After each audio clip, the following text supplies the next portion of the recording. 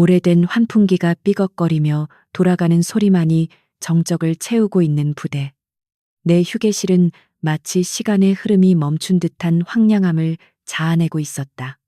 창문 틈으로 스며든 차가운 겨울바람이 먼지 쌓인 탁자 위를 훑고 지나가며 스산한 분위기를 더했고, 구석에 놓인 자판기는 윙윙거리는 기계음을 내뱉으며 간신히 작동하고 있었다. 강민주는 낡은 소파 깊숙이 몸을 파묻은 채 손에 든 초코 과자의 포장지를 천천히 뜯으며 주위를 둘러보았다. 그녀가 입고 있는 허름한 회색 후드티와 무릎이 나온 트레이닝 바지는 이곳의 칙칙한 풍경과 묘하게 어우러져 그녀를 마치 존재감 없는 투명 인간처럼 보이게 만들었다.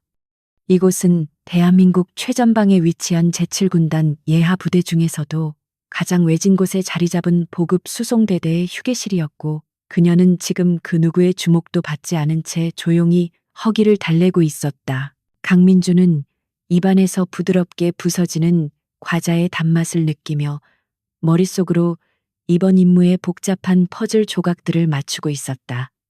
그녀가 이곳에 잠입한 지 벌써 3일째가 되었지만 겉으로 보기에 이 부대는 너무나 평화롭고 일상적인 군대의 모습 그 자체였기에 위화감을 찾아내기가 쉽지 않았다. 하지만 그녀의 날카로운 직감은 이 평온함 이면에 거대한 부패의 덩어리가 썩어가고 있음을 감지하고 있었고, 그것은 마치 쥐치대 아래 숨겨진 악어처럼 조용히 먹잇감을 노리고 있었다. 그녀는 중앙지검 특수부 수석 수사관이자 국방부 감사단에 파견된 감찰팀장으로서 수많은 권력형 비리를 파헤쳐왔지만 이번 사건만큼 철저하게 은폐된 경우는 드물었다. 그녀의 눈동자는 무심한 듯 허공을 응시하고 있었지만 그 깊은 곳에는 사냥감을 노리는 맹수의 차가운 이성이 번득이고 있었다. 그때 갑자기 복도 끝에서부터 거칠고 무거운 군화 발자국 소리가 쿵쿵거리는 진동과 함께 들려오기 시작하며 휴게실의 정적을 깨뜨렸다.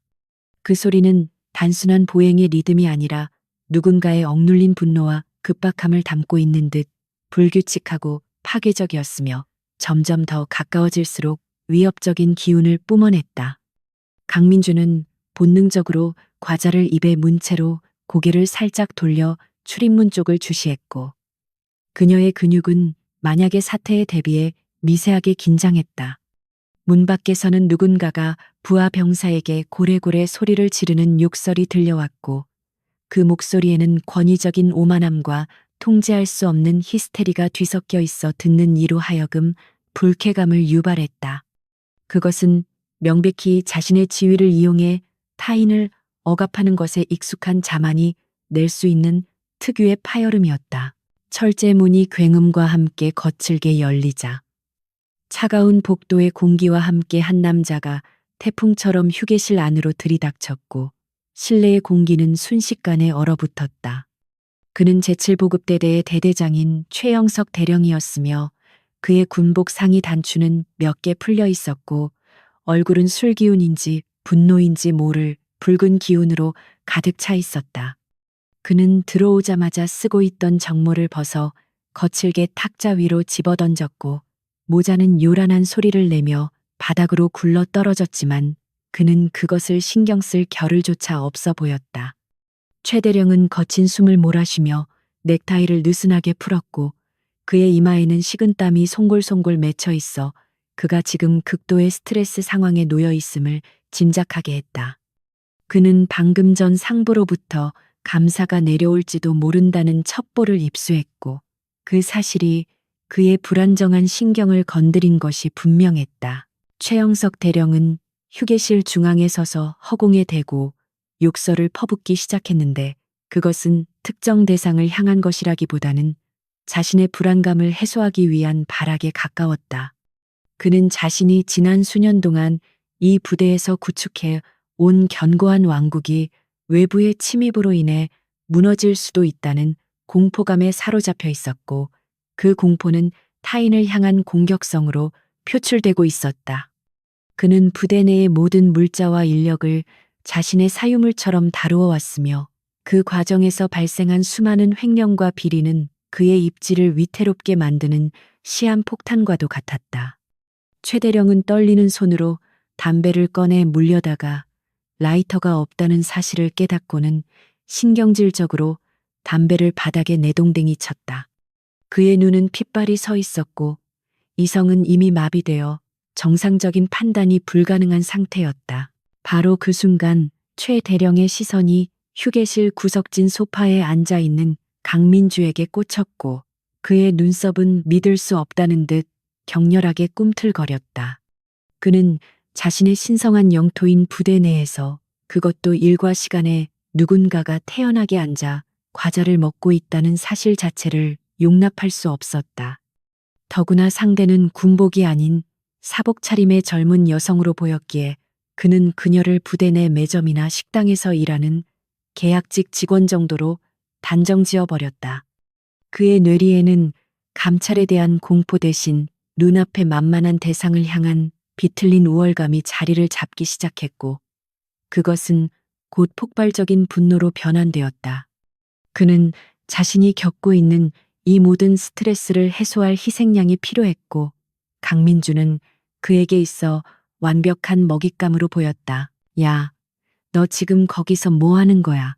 최대령의 고함 소리가 좁은 휴게실 벽을 때리며 쩌렁쩌렁 울려 퍼졌고 먼지들이 진동에 놀라 춤을 추듯 날아올랐다. 그는 성큼성큼 강민주가 있는 쪽으로 다가갔는데 그의 걸음걸이에는 상대를 위협하려는 의도가 다분히 담겨 있었으며 바닥을 찍는 군화 소리가 공포감을 조성했다. 강민주는 천천히 고개를 들어 그를 바라보았지만 그녀의 표정에는 놀라움이나 두려움의 기색이 전혀 없었고 오히려 너무나 평온해서 기이할 정도였다. 그녀는 입에 있던 과자를 마저 씹어 삼킨 뒤 손에 묻은 부스러기를 털어내며 아주 느긋한 동작으로 그를 응시했다. 이러한 그녀의 태도는 최대령의 자존심을 더욱 긁어놓았고 그는 자신의 권위가 무시당했다고 느끼며 얼굴을 흉하게 일그러뜨렸다. 귀가 먹었어. 내가 지금 묻고 있잖아. 근무 시간에 여기서 과자나 처먹고 앉아 있어. 최대령은 강민주의 코앞까지 다가와 삿대질을 하며 소리쳤고 그의 입에서 튀어나온 침이 사방으로 튀었다. 그는 강민주가 벌벌 떨며 용서를 빌거나 당황해서 어쩔 줄 몰라 하는 반응을 기대했으나 그녀는 여전히 소파에 등을 기댄 채 그를 빤히 올려다볼 뿐이었다. 강민주의 눈동자는 깊고 고요해서 마치 바닥을 알 수 없는 호수 같았고 그 시선은 최대령의 내면 깊숙한 곳에 숨겨진 추악함을 꿰뚫어 보는 듯했다. 최대령은 순간적으로 등골이 서늘해지는 기분을 느꼈지만 이미 흥분한 그의 뇌는 그 경고 신호를 무시한 채 분노의 가속 페달을 밟았다. 그는 자신이 이 부대의 제왕이며 눈앞에 이 여자는 자신의 말 한마디면 쫓겨날 하찮은 존재라고 굳게 믿고 있었다. 강민주는 잠시 침묵을 지키다가 아주 차분하고 낮은 목소리로 입을 열었는데 그녀의 목소리는 소란스러운 상황과 대조적으로 명료하고 또렷했다. 휴식 시간입니다. 그리고 전 제 할 일을 다 마쳤고요. 그녀의 대답은 군더더기 없이 간결했지만 그 속에는 묘한 단호함이 서려 있었고 이는 최대령을 더욱 격분하게 만들었다. 그는 부대 내에서 자신에게 말대꾸를 하는 사람은 상상조차 해본 적이 없었기에 그녀의 이러한 태도를 명백한 하극상이자 도발로 받아들였다. 최대령은 얼굴이 터질 듯이 붉어져 씩씩거리며 주변에 있는 의자를 발로 걷어찼고 의자는 요란한 소리를 내며 벽에 부딪혀 넘어졌다. 그는 폭력을 행사함으로써 자신의 우위를 확인하고 상대방을 굴복시키려는 전형적인 가학적 성향을 드러냈다. 이런 싸가지 없는 년을 봤나. 네가 감히 나한테 말대꾸를 해. 내가 누군지 몰라. 최대령은 끓어오르는 화를 주체하지 못하고 고래고래 소리를 지르며 위협적인 제스처를 취했다. 그는 자신의 계급장과 명찰을 과시하듯 가슴을 내밀며 그녀를 내려다보았고 그의 눈빛은 경멸과 혐오로 가득 차 있었다. 그는 강민주를 철저히 짓밟아 자신의 권위를 재확인하고 싶어 했으며 그녀가 공포에 질려 우는 모습을 봐야만 직성이 풀릴 것 같았다. 하지만 강민주는 여전히 미동도 하지 않았고 오히려 입가에 희미한 미소를 띠고 있었는데 그것은 비웃음이라기보다는 어리석은 자를 바라보는 연민에 가까웠다. 그녀는 이미 최 대령에 대한 모든 정보를 파악하고 있었고 그가 지금 보여주는 행동은 그녀의 프로파일링 데이터와 정확히 일치하고 있었다. 강민주는 속으로 혀를 차며 눈앞의 남자를 평가했는데 그는 전형적인 강량약강의 비겁한 인간상이었다.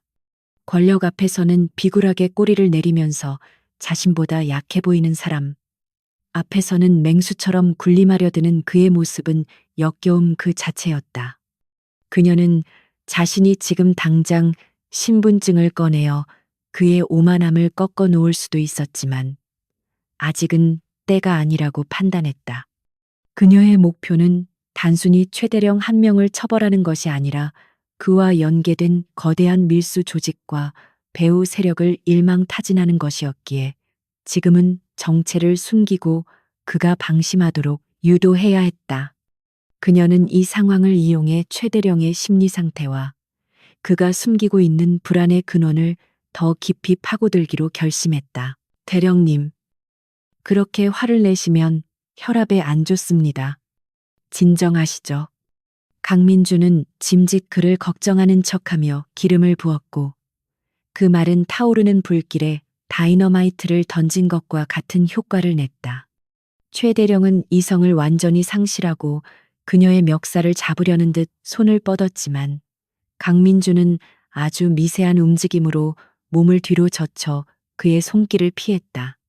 최대령의 손은 허공을 갈랐고 중심을 잃은 그는 비틀거리며 볼품없는 꼴을 보였는데 이로 인해 그의 수치심은 극에 달했다.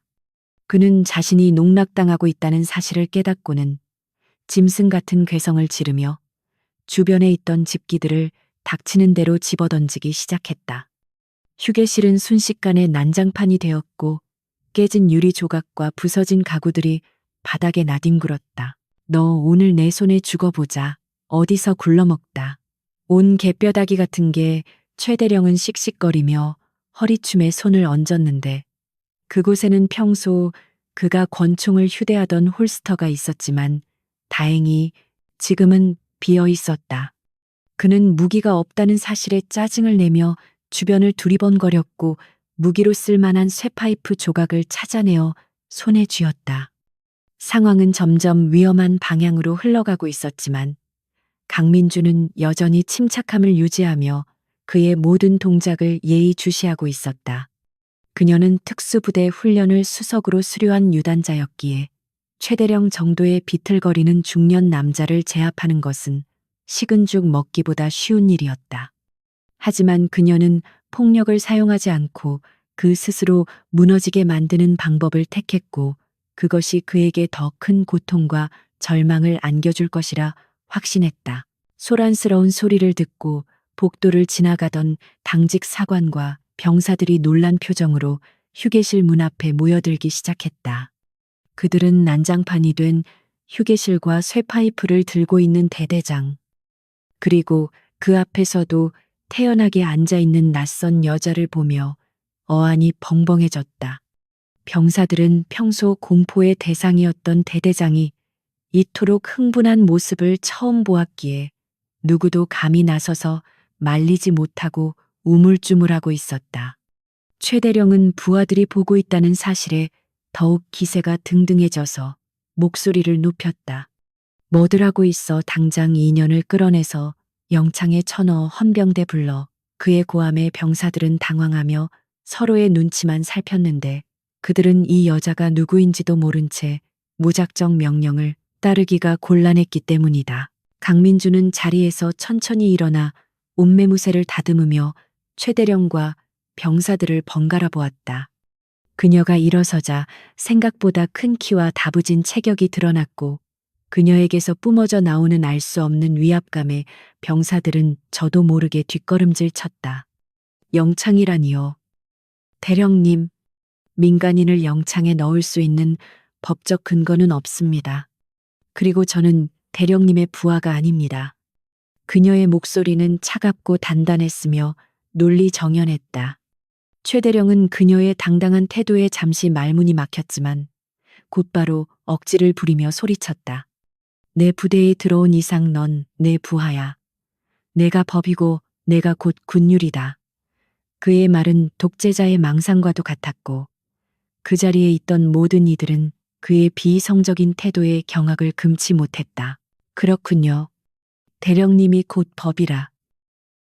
강민주는 의미심장한 미소를 지으며 고개를 끄덕였고 주머니에서 스마트폰을 꺼내 무언가를 확인하는 척했다.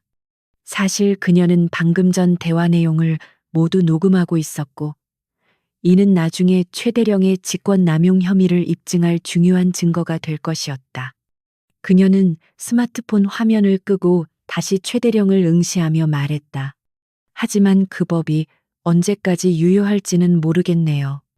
세상은 대령님이 생각하는 것보다 훨씬 넓고 무서운 곳이니까요. 그녀의 말은 마치 예언처럼 들렸고 최 대령은 그 말 속에 숨겨진 가시를 느끼며 본능적인 불안감에 몸을 떨었다. 하지만 그는 자신의 자존심 때문에 그 불안을 인정하려 하지 않았고 오히려 더 크게 소리치며 허세를 부렸다. 최 대령은 쇠파이프를 든 손을 부들부들 떨며 그녀에게 다가갔지만 차마 휘두르지는 못했는데 그것은 그녀의 눈빛에서 느껴지는 살기 때문이었다. 그는 수많은 전장을 겪었다고 자부했지만 눈앞에 여자가 내뿜는 기운은 그가 지금까지 겪어보지 못한 종류의 것이었다. 그것은 죽음을 두려워하지 않는 자만이 가질 수 있는 절대적인 평온함이었고 최 대령은 압도적인 카리스마 앞에서 자신이 작아지는 것을 느꼈다. 그는 결국 욕설을 내뱉으며 쇠파이프를 바닥에 던져버리고는 병사들에게 화풀이를 했다. 뭐해, 다들 나가 꼴도 보기 싫으니까 다 꺼져. 그는 자신의 패배감을 감추기 위해 도망치듯 상황을 종료시키려 했다. 강민주는 난동을 부리는 최 대령을 뒤로 한 채 유유히 휴게실을 빠져나왔고 복도에 서 있던 병사들은 그녀를 경외 어린 눈빛으로 바라보며 길을 비켜주었다. 그녀는 복도 끝 창문을 통해 들어오는 오후의 햇살을 받으며 깊은 숨을 들이마셨는데 차가운 공기가 폐부 깊숙이 들어와 머리를 맑게 해주었다. 이제 서막이 올랐을 뿐이었다. 그녀는 최 대령이 스스로 무덤을 파기 시작했음을 확신했고 이제 그녀가 할 일은 그가 파놓은 무덤으로 그를 정중히 안내하는 것뿐이었다. 강민주는 주머니 속에 남아있는 초코 과자 봉지를 만지작거리며 옅은 미소를 지었다. 맛있게 잘 먹었습니다. 대령님, 그녀의 속삭임은 허공으로 흩어졌지만 그 울림은 곧 다가올 거대한 폭풍을 예고하고 있었다. 강민주는 소란스러운 휴게실을 뒤로 하고 긴 복도를 따라 걸음을 옮겼는데 그녀의 등 뒤로 병사들의 수군거리는 소리가 파도처럼 밀려왔다. 방금 전 대대장이 보여준 광기에 가까운 난동은 이미 부대 전체로 퍼져나가고 있었고 병사들은 이 낯선 여자의 정체에 대해 온갖 추측을 쏟아내고 있었다. 하지만 강민주는 그런 시선들을 전혀 개의치 않는다는 듯 일정한 보폭을 유지하며 행정반 쪽이 아닌 부대 외곽으로 향하는 출구를 선택했다. 그녀의 머릿속은 방금 목격한 최영석 대령의 과잉 반응을 정밀하게 분석하느라 바쁘게 돌아가고 있었는데 그것은 단순한 성격 파탄자의 히스테리가 아니었다. 그것은 자신의 치부가 드러날까봐 전전긍긍하는 범죄자의 본능적인 공포였으며 강민주는 그 공포의 냄새를 정확하게 포착했다. 그녀가 건물을 빠져나오자 차가운 겨울 바람이 뺨을 스치며 머리카락을 헝클어뜨렸고 흐린 하늘에서는 금방이라도 눈이 쏟아질 듯한 무거운 회색 구름이 드리워져 있었다. 강민주는 주머니에 손을 찔러 넣은 채 연병장 구석에 주차된 낡은 트럭들 사이를 천천히 걸으며 주위를 살폈다. 겉보기에는 평범한 수송부대의 풍경이었지만 그녀의 눈에는 트럭들의 타이어 마모 상태와 적재함 덮개의 미세한 틈새들이 예사롭지 않게 보였다. 특히 제사구역이라 불리는 낡은 창고 쪽으로 향하는 바닥에는 대형 트럭들이 수시로 드나든 흔적인 깊은 바퀴 자국들이 선명하게 남아 있었다. 공식적인 배차 일지에는 기록되지 않은 유령 트럭들이 밤마다 이곳을 드나들고 있다는 명백한 증거였다. 한편 최영석 대령은 자신의 집무실로 돌아오자마자 문을 거칠게 잠그고 책상 위에 놓인 값비싼 양주병을 집어들었다. 그는 떨리는 손으로 잔에 술을 가득 채운 뒤 단숨에 들이켰지만 식도를 타고 내려가는 뜨거운 액체로도 가슴속에서 치밀어 오르는 불안감을 잠재울 수는 없었다. 그는 책상 서랍 깊숙한 곳에 숨겨진 이중 잠금 장치를 해제하고 낡은 장부 하나를 꺼내어 펼쳤는데 그곳에는 상상할 수 없을 만큼의 거액이 적혀 있었다. 지난 3년 동안 그는 군용 유류와 폐기 처분된 것으로 위장한 무기들을 빼돌려 암시장에 팔아넘겨왔고 그 대가로 막대한 부를 축적해왔다. 이 모든 것은 완벽한 계획하에 이루어졌고 누구도 의심하지 못할 것이라 자부해 왔었다. 최 대령은 창가로 다가가 블라인드 사이로 밖을 내려다보았는데 그의 시선은 부대 외곽을 어슬렁거리는 회색 후드 티의 여자에게 잠시 머물렀다. 그는 아까 휴게실에서의 일을 떠올리며 이를 갈았는데 감히 자신에게 모욕을 준 그 여자를 당장이라도 끌고 와서 손봐주고 싶은 충동이 일었다. 하지만 지금은 감찰단이 내려온다는 소문 때문에 몸을 사려야 할 때였기에 그는 끓어오르는 분노를 억지로 삼켜야만 했다. 그는 그 여자가 단순한 민간인 계약직이거나 길을 잃은 방문객일 것이라 스스로를 위로하며 애써 그녀의 존재를 무시하려 했다. 그러나 그의 무의식 한구석에서는 알 수 없는 불길함이 경고등을 켜고 있었고 그것은 마치 목덜미를 서늘하게 만드는 칼날과도 같았다. 그 시각 강민주는 부대 뒷산과 연결된 철조망 근처의 으슥한 곳에 도착해 주위를 경계하며 쪼그려 앉았다. 그녀는 낡은 운동화 끈을 묶는 척하며 발목에 차고 있던 초소형 통신기를 작동시켰고 귀 속에 삽입된 이니어를 통해 암호화된 신호를 보냈다. 잠시 후 덤볼 숲 사이에서 위장 크림을 바른 건장한 남자가 소리 없이 나타나 그녀의 곁으로 다가왔다. 그는 강민주가 지휘하는 특수수사팀의 부팀장인 한지훈 대위였으며 그는 민간인 복장을 하고 있었지만 눈빛만은 날카롭게 빛나고 있었다. 한 대위는 강민주에게 가볍게 목례를 한 뒤 품 안에서 방수 처리된 태블릿 PC를 꺼내어 그녀에게 건넸다. 팀장님 보고하신 대로 제사창고 지하에 대규모 벙커가 존재하는 것을 확인했습니다.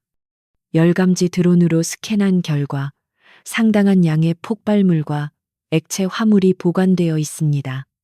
한 대위의 보고는 간결하고 정확했으며 태블릿 화면에는 붉은색과 푸른색으로 표시된 지하시설의 구조도가 선명하게 드러나 있었다.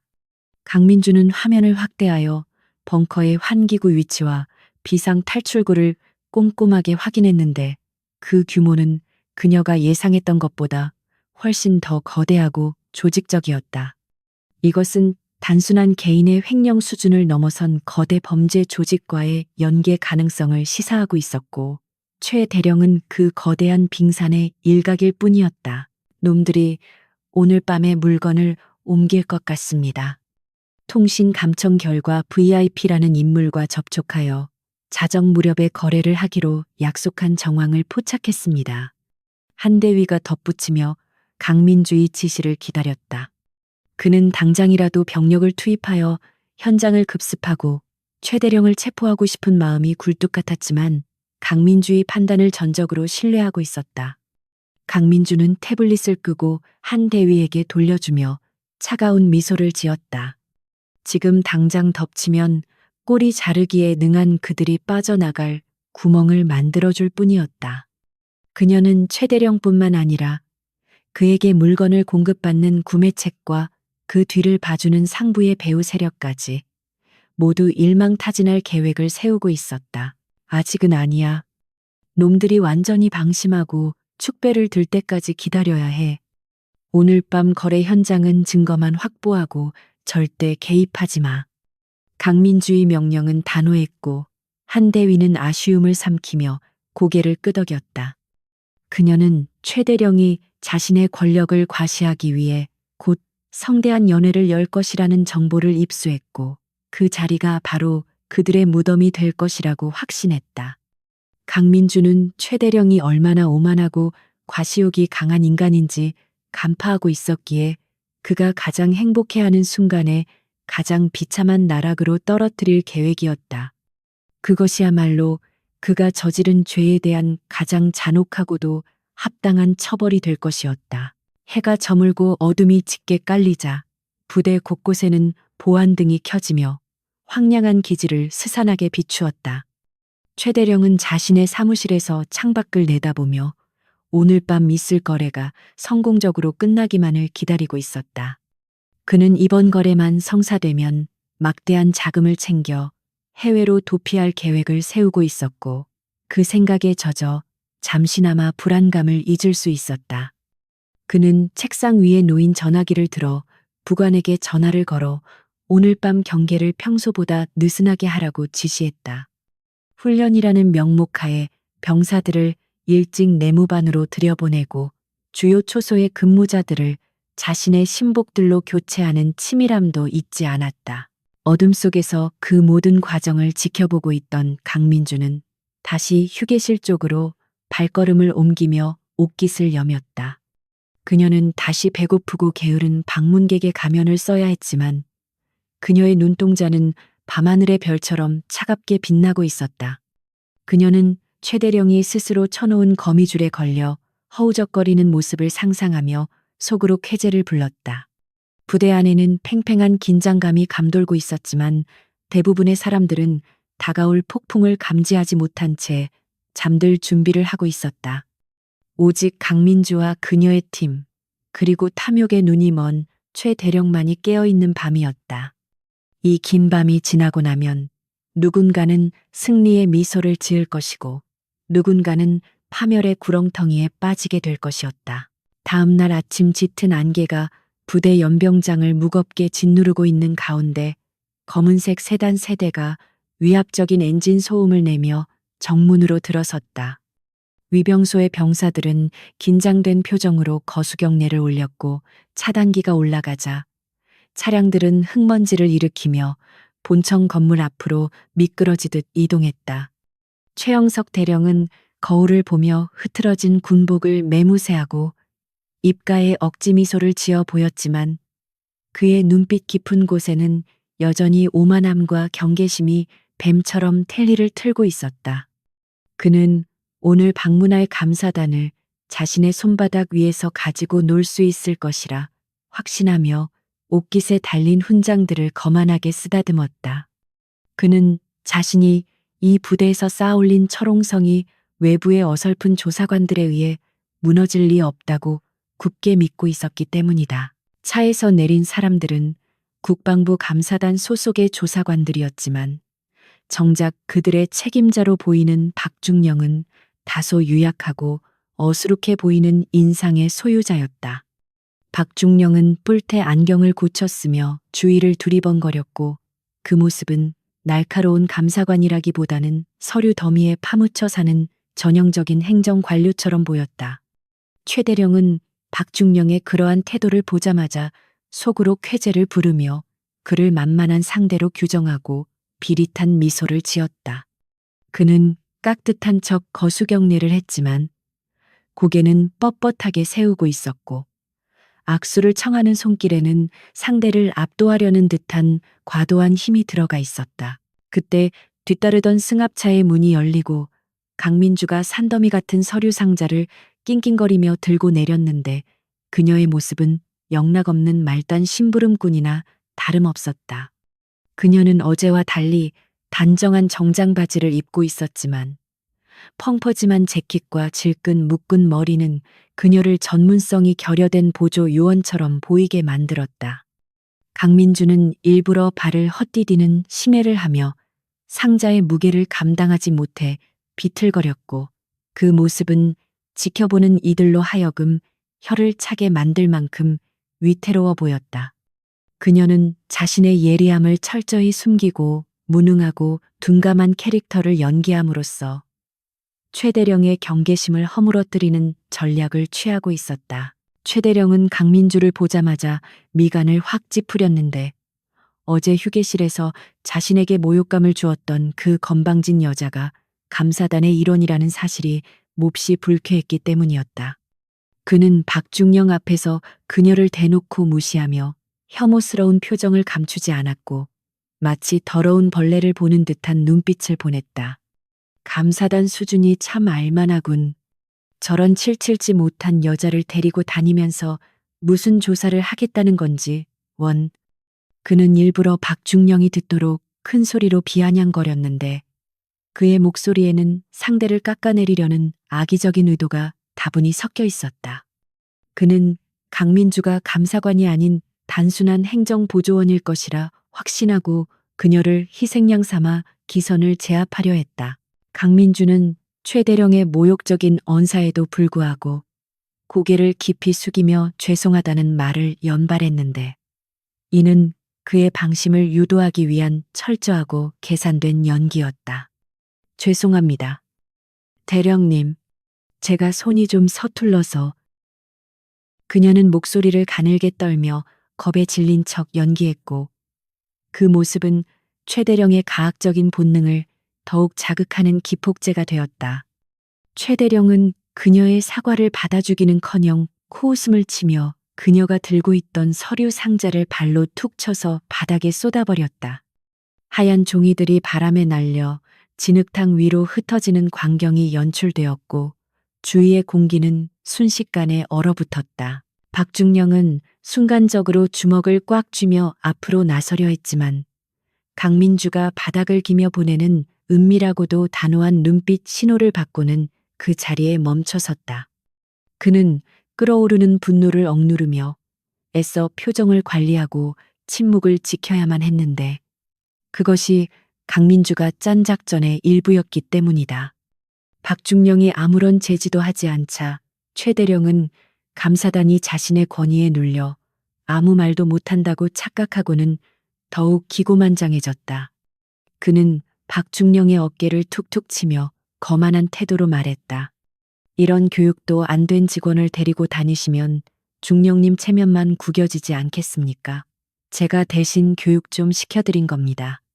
최대령은 주위에 도열해 있던 자신의 부하 병사들에게 고함을 치며 저 여자를 도와주지 말고 가만히 지켜보라고 으름장을 놓았다.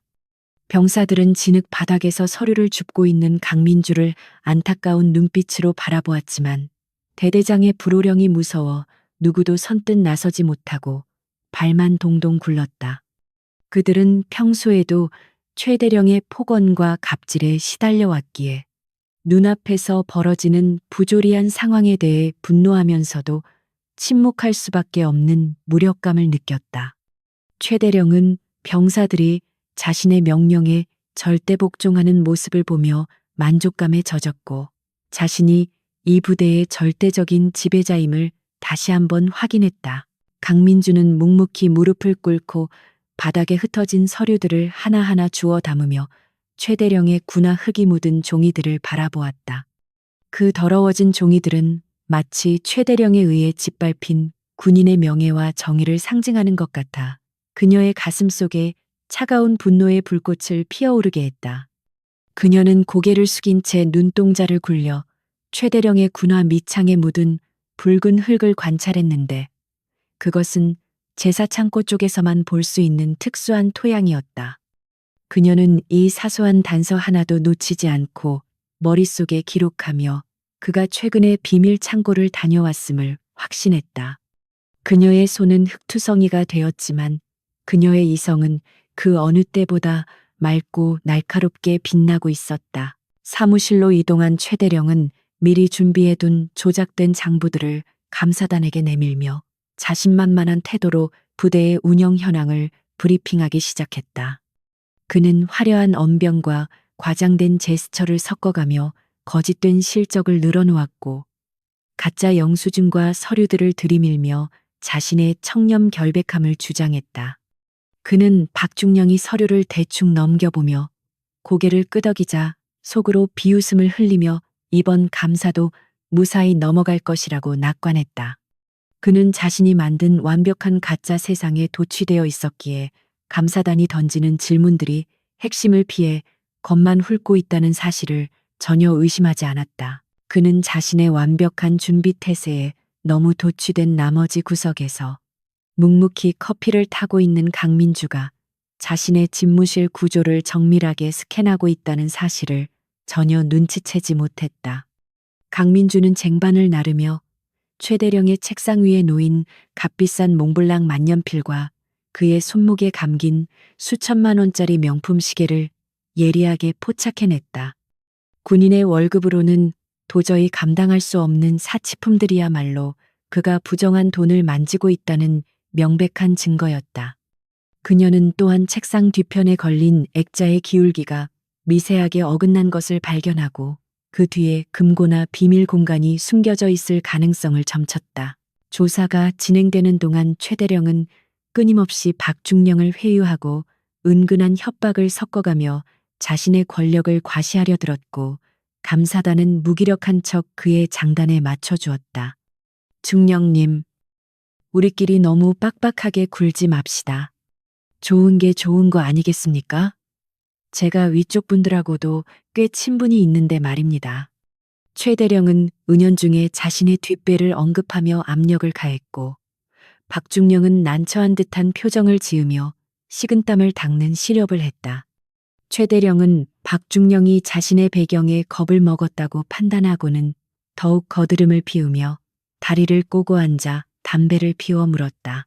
잠시 후 휴식 시간이 되자 최대령은 화장실을 가기 위해 복도로 나왔다가 탕비실에서 컵을 씻고 있는 강민주와 마주쳤다. 그는 주위를 살피더니 그녀에게 다가가 낮은 목소리로 위협적으로 속삭였다. 야, 너 눈치껏 행동해라. 쓸데없는 거 보고 다니지 말고 쥐 죽은 듯이 있다가 꺼져. 내 부대에서 수작 부리면 어떻게 되는지 보여줄 테니까. 그는 손가락으로 그녀의 이마를 툭툭 밀치며 경고했고 그의 눈빛은 살기로 번들거렸다. 그는 이 보잘것없는 여자가 감히 자신의 신경을 거슬리게 하는 것조차 용납할 수 없었다. 강민주는 그의 손가락질에 고개가 뒤로 밀리면서도 표정 하나 변하지 않고 그를 똑바로 응시했는데 그 순간 그녀의 눈빛에서 찰나의 서늘함이 스쳐 지나갔다. 명심하겠습니다. 대령님, 정말 기대가 되네요. 그녀의 대답은 겉보기에는 순종적이었지만 그 뉘앙스에는 뼈가 있었고 최대령은 묘한 위화감을 느꼈지만 곧 무시해버렸다. 그는 그녀가 겁에 질려 헛소리를 한다고 생각하며 콧방귀를 퀴고는 다시 집무실로 돌아갔다. 그는 자신의 등 뒤에서 자신을 바라보는 사신의 눈동자를 전혀 감지하지 못하고 있었다. 해가 저물어갈 무렵 최대령은 승기를 잡았다고 확신하며 거만한 표정으로 박중령에게 저녁 식사를 제안했고 이는 그의 몰락을 앞당기는 초대가 되었다. 중령님, 오늘 고생 많으셨는데 제가 근처에 아주 기가 막힌 곳을 알고 있습니다. 가서 회포나 푸시죠. 그는 감사단을 접대하여 확실하게 자신의 편으로 만들거나 약점을 잡을 생각이었다. 박중령은 잠시 머뭇거리는 척하다가 강민주의 눈짓을 확인하고는 못 이기는 척 제안을 수락했다. 최대령은 입꼬리를 말아 올리며 승리의 미소를 지었고 그의 머릿속에는 이미 축배를 드는 장면이 그려지고 있었다. 강민주는 짐을 정리하며 먼저 밖으로 나왔고 어둠이 깔리기 시작한 연병장을 바라보며 이제 임하기 시작되었음을 알리는 차가운 밤바람을 맞이했다. 그녀는 주머니 속에서 소형 녹음기를 꺼내어 작동을 확인한 뒤 다시 깊숙이 집어넣었다. 오늘 하루 동안 수집한 최대령의 폭언과 비리 정황들은 차곡차곡 증거로 쌓여가고 있었고 이제 남은 것은 결정적인 한 방이었다. 그녀는 어둠 속에서 빛나는 부대의 불빛들을 바라보며 조용히 중얼거렸다. 실컷 즐겨도. 최형석, 그게 너의 마지막 만찬이 될 테니까. 밤이 깊어지자 부대 위로 쏟아지는 빗줄기는 점점 더 거세져 마치 하늘이 뚫린 듯 맹렬한 기세로 지붕을 때리고 있었다. 양철 지붕을 두드리는 빗소리는 끊임없는 타악기, 연주처럼 울려 퍼지며 부대 내의 모든 소음을 집어삼켰고 창밖은 한 치 앞도 분간할 수 없는 칠흑 같은 어둠에 잠겨 있었다. 강민주는 빗물을 뚝뚝 흘리는 우비를 입은 채 행정반 건물 뒤편에 위치한 낡은 문서고를 향해 조용히 발걸음을 옮겼다. 그녀의 시선은 빗속을 뚫고 희미하게 새어나오는 문서고의 불빛에 고정되어 있었는데 그 불빛은 마치 폭풍 속에서 길을 잃은 등대처럼 위태롭게 깜빡이고 있었다. 그녀는 오늘 낮 조사 과정에서 유독 불안한 기색을 감추지 못했던 보급관 이진수 중위를 주시하고 있었고 지금이 그에게 접근할 수 있는 유일한 기회임을 직감했다. 이진수 중위는 곰팡이 냄새가 진동하는 문서고 구석에 쭈그리고 앉아 떨리는 손으로 서류 뭉치를 뒤적이고 있었다. 그의 얼굴은 며칠 밤을 새운 사람처럼 창백했고 눈 밑에는 짙은 다크서클이 드리워져 있어 그가 겪고 있는 심리적 압박이 얼마나 극심한지를 대변해 주었다. 그는 최대령의 지시로 이중 장부를 관리해온 실무자였지만 최근 감사가 시작되면서 모든 책임을 혼자 뒤집어 쓰게 될지도 모른다는 공포에 시달리고 있었다. 최대령은 그에게 모든 비리 혐의를 인정하고 전역하라고 종용했고 만약 거부할 경우 가족들의 안전을 보장할 수 없다는 비열한 협박까지 서슴지 않았다. 이 중위는 서류를 쥔 손에 힘을 주며 울분을 삼켰지만 거대한 권력 앞에서 그가 할 수 있는 일은 아무것도 없었다. 그때 잠겨있던 문서고의 문이 소리 없이 열리며 차가운 밤 공기와 함께 누군가가 안으로 들어왔다. 이 중위는 화들짝 놀라며 자리에서 벌떡 일어났고 서류 뭉치를 등 뒤로 숨기며 잔뜩 겁에 질린 표정으로 침입자를 노려보았다. 그러나 그의 눈앞에 서 있는 사람은 놀랍게도 낮에 최대령에게 수모를 당했던 그 어수룩한 여자 보조원 강민주였다. 그녀는 빗물에 젖은 우비 모자를 천천히 벗으며 고개를 들었는데 낮에 보여주었던 멍한 표정은 온데간데 없고 날카롭고 지적인 눈빛이 그를 꿰뚫어 보고 있었다. 이 중위는 그녀의 변모한 모습에 당황하여 뒷걸음질 쳤고 목소리를 더듬으며 누구냐고 물었지만 입술이 파르르 떨려 말이 제대로 나오지 않았다. 강민주는 천천히 다가가 문을 잠그고 이 중위의 눈을 똑바로 응시하며 낮고 단호한 목소리로 입을 열었다. 이진수 중위님, 지금 손에 들고 계신 그 서류들이 당신을 지켜줄 거라고 생각하십니까? 아니면 최대령이 약속한 전역 후의 보장이 정말 지켜질 거라고 믿으시는 건가요? 그녀의 질문은 이 중위가 애써 외면하고 있던 불안의 핵심을 정확하게 찔렀고 그는 마치 망치로 머리를 얻어맞은 듯한 충격을 받았다. 강민주는 더 이상 연기를 할 필요가 없다고 판단하고 자신의 진짜 모습을 드러내며 그를 압박하기 시작했다. 그녀는 이 중위가 최대령의 범죄를 입증할 수 있는 가장 중요한 열쇠이자 동시에 보호받아야 할 피해자임을 잘 알고 있었다. 당신은 누구입니까? 어떻게 내 이름을? 이 중위는 공포와 혼란이 뒤섞인 눈빛으로 그녀를 바라보며 물었지만 강민주는 대답 대신 품 안에서 자신의 신분증을 꺼내어 보여주었다. 중앙지검 특수부 수사관 강민주라는 직함이 선명하게 박힌 신분증을 본 이 중위의 동공이 지진이 난 듯 흔들렸고 그는 다리에 힘이 풀려 주저앉을 뻔했다. 강민주는 그에게 다가가 어깨를 잡아주며 부드럽지만 강한 어조로 말했다. 저는 당신을 체포하러 온 게 아닙니다. 당신을 이용하고 버리려는 자들로부터 당신을 구하기 위해 왔습니다. 하지만 그러기 위해서는 당신의 도움이 필요합니다. 그녀의 말은 절망에 빠진 이 중위에게 들려온 유일한 구원의 동아줄과도 같았다. 이 중위는 고개를 저으며 부정하려고 했지만 그의 내면에서는 이미 둑이 무너지고 있었다. 안 돼요. 그 사람들은 악마예요. 제가 입을 여는 순간 저뿐만 아니라 제 가족들까지 다 죽일 겁니다. 당신이 뭘 안다고 그래요. 그는 울부짖으며 바닥에 주저앉아 머리를 감싸 쥐었고 억눌려왔던 감정이 폭발하며 눈물을 쏟아냈다. 그는 군인이 되겠다는 꿈을 안고 임관했지만 현실은 상관의 비리를 돕는 범죄자의 하수인으로 전락해 버린 자신의 처지가 너무나 비참했다. 강민주는 그의 고통을 묵묵히 지켜보며 그가 감정을 추스를 때까지 기다려 주었는데 섣불리 재촉하는 것은 오히려 역효과를 낼 수 있기 때문이었다.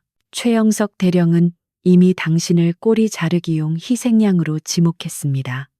내일 감사가 끝나면 모든 횡령 혐의는 당신의 단독 범행으로 결론날 것이고 당신은 군사 재판에 회부되어 긴 징역형을 살게 될 겁니다. 강민주는 차가운 현실을 직시하게 만들며 그에게 남은 시간이 얼마 없음을 상기시켰다. 그녀는 태블릿 PC를 꺼내 최대령이 이 중위 명의로 위조해 놓은 차명 계좌 내역과 그가 작성한 거짓 진술서를 보여주었다.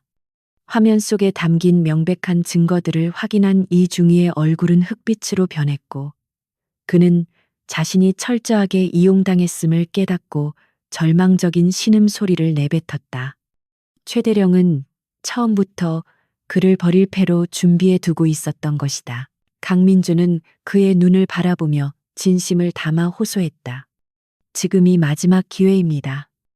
중위님, 저와 협력해서 진실을 밝히면 제가 법정에서 정상 참작을 받을 수 있도록 돕겠습니다. 그리고 당신의 가족은 국가 증인 보호 프로그램으로 안전하게 지켜드리겠습니다.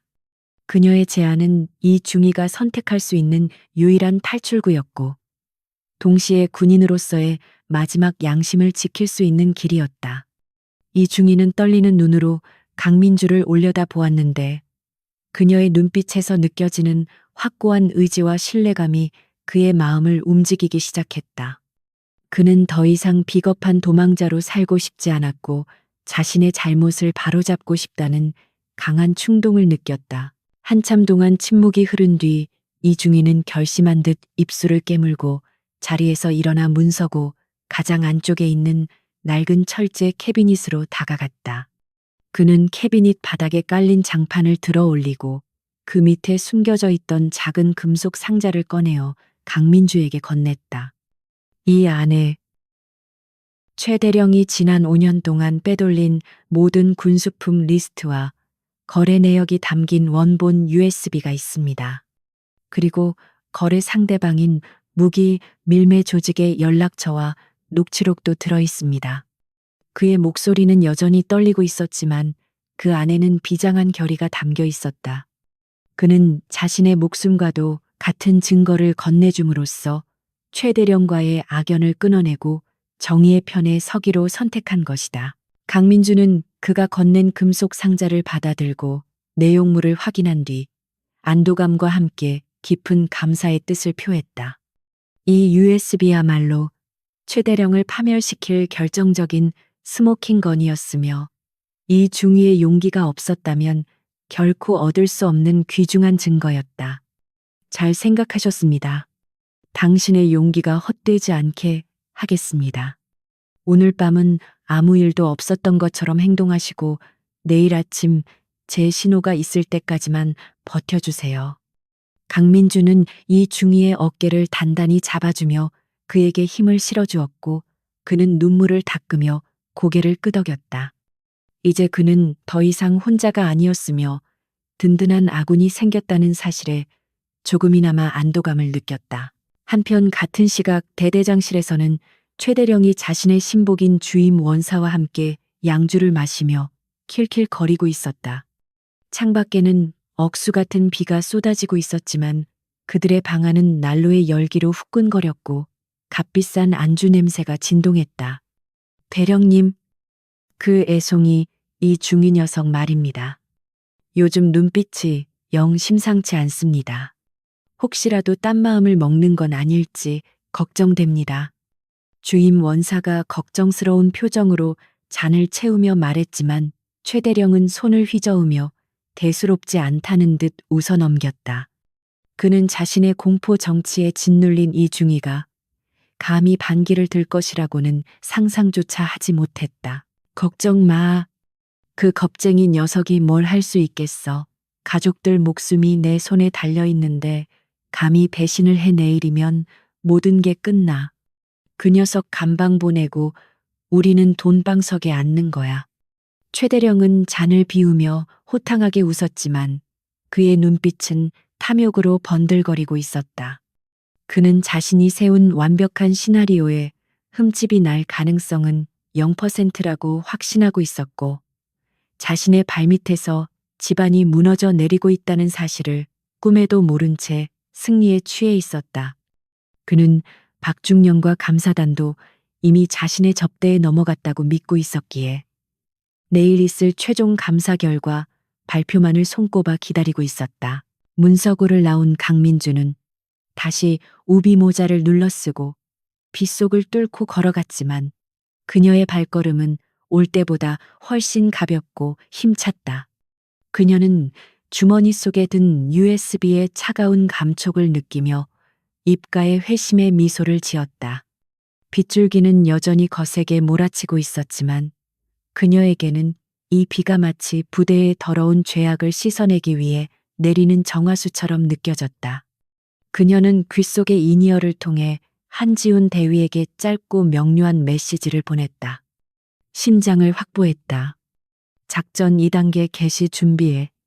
그녀의 목소리는 빗소리에 묻혀 흩어졌지만 그 명령은 보이지 않는 전파를 타고 팀원들에게 전달되어 거대한 반격의 서막을 알렸다. 강민주는 숙소로 돌아와 젖은 옷을 갈아입으며 내일 펼쳐질 마지막 쇼를 머릿속으로 시뮬레이션했다. 최대령이 가장 높은 곳에 올라가 환호하는 순간 그를 가장 밑바닥으로 추락시키는 것이 그녀의 계획이었다.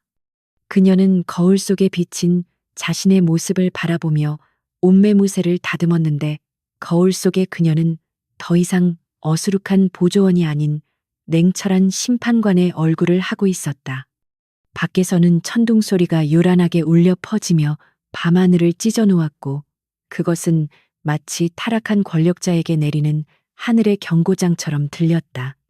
이 밤이 지나면 모든 진실은 백일하에 드러날 것이고 정의는 반드시 승리할 것이었다. 새벽이 가까워오자 빗줄기는 조금씩 가늘어졌지만 부대 내의 감도는 긴장감은 최고조에 달하고 있었다. 이중희는 뜬 눈으로 밤을 지새우며 강민주의 약속을 믿고 기다렸고 최대령은 술에 취해 타맞떨어진 채 탐욕스러운 꿈을 꾸고 있었다. 폭풍전야의 고요함 속에서 운명의 시간은 째깍째깍 다가오고 있었고 각자의 위치에서 날이 밝기만을 기다리는 이들의 숨소리가 어둠 속에 섞여들었다. 이제 곧 무대 위로 커튼이 올라가고 가면을 쓴 자들의 실체가 만천하에 드러날 시간이 다가오고 있었다. 부대 내 장교회관의 육중한 문이 열리자마자 뿜어져 나오는 열기와 왁자지껄한 소음은 밖의 차가운 밤 공기와 극명한 대조를 이루며 현기증을 불러일으켰다. 화려한 샹들리에 아래 놓인 긴 테이블 위에는 최고급 양주와 윤기가 흐르는 고기 요리들이 산더미처럼 쌓여 있었고 값비싼 향수 냄새와 음식 냄새가 뒤섞여 묘한 퇴폐미를 풍기고 있었다. 이곳은 병사들이 생활하는 열악한 막사와는 전혀 다른 세상이었으며 최영석 대령이 구축해 놓은 탐욕의 왕국을 압축해 놓은 듯한 공간이었다. 그는 오늘 있었던 감사가 별다른 문제 없이 마무리되었다고 확신하며 승리를 자축하기 위해 부대 내 주요 간부들과 감사단을 초청해 성대한 연회를 베풀고 있었다. 최영석 대령은 상석에 앉아 비싼 크리스털 잔을 흔들며 만족스러운 표정으로 연회장을 둘러보았는데 그의 얼굴은 이미 술 기운으로 붉게 달아올라 있었다. 그는 자신의 오른쪽 자리에 앉은 감사단장 박중령의 어깨를 친근하게 두드리며 호탕하게 웃어젖혔고 그 모습은 마치 오랜 친구를 대하는 듯 했지만 그 속에는 철저한 계산이 깔려 있었다. 최대령은 박중령이 자신의 접대에 넘어가 비리 사실을 눈감아 주기로 했다고 굳게 믿고 있었으며 돈과 향응이면 해결되지 않는 일이 없다는 자신의 신념을 다시 한번 확인하고 있었다. 그는 눈앞의 모든 사람들이 자신의 권력과 재력 앞에 무릎 꿇었다고 착각하며 오만의 극치를 달리고 있었다. 한편 강민주는 연회장 한 구석에서 웨이트리스 복장을 하고 부지런히 술병을 나르고 있었는데 그녀의 표정은 여전히 어수룩하고 주눅든 보조원의 가면을 쓰고 있었다. 그녀는 빈잔을 채우기 위해 테이블 사이를 오가며 참석자들의 대화를 엿듣고 그들의 흐트러진 모습을 관찰하고 있었는데 그들의 대화 내용은 하나같이 역겨운 것들 뿐이었다. 간부들은 부대 운영비를 빼돌려 유흥비로 탕진한 이야기를 무용담처럼 늘어놓았고 병사들을 사적인 심부름에 동원한 것을 자랑스럽게 떠벌리고 있었다. 강민주는 속에서 치밀어 오르는 구역질을 억누르며 무표정한 얼굴로 그들의 잔에 독주를 채웠는데 그것은 곧 그들에게 내려질 심판의 독배와도 같았다. 최대령은 분위기가 무르익자 자리에서 일어나 건배를 제의했는데 그의 목소리는 쩌렁쩌렁 울려 퍼지며 좌중을 압도했다. 자, 오늘 고생해주신 감사단 여러분과 우리 부대 발전을 위해 불철주야 애쓰는 간부들을 위하여 우리 의리는 강철보다 단단하다. 그의 뻔뻔한 건배사의 간부들은 환호성을 지르며 잔을 높이 쳐들었고 박중령 역시 짐진 맞장구를 치며 잔을 부딪혔다. 최대령은 잔을 단숨에 비우고는 껄껄 웃으며 자리에 앉았는데 그의 시선이 구석에 서 있는 강민주에게 닿자 장난기 어린 아니 악의적인 미소가 번졌다. 그는 그녀를 골려주고 싶은 충동을 느끼며 손짓으로 그녀를 불렀다. 어이, 거기 맹물 같은 아가씨. 이리 와서 술 좀 따라봐. 감사단 소속이라면서 이런 센스도 없어서야 어디다 쓰겠어. 최대령의 모욕적인 언사에 주변 간부들은 킬킬거리며 비웃음을 흘렸고 강민주는 짐짓 당황한 척하며 조심스럽게 다가갔다. 그녀가 떨리는 손으로 최대령의 잔에 술을 따르자 그는 일부러 잔을 살짝 움직여 술이 테이블 위로 쏟아지게 만들었다. 아이고, 이런 칠칠지 못한 것하고는 눈을 어디다 달고 다니는 거야. 내 옷에 튀었으면 네 월급으로 감당이나 할 수 있겠어.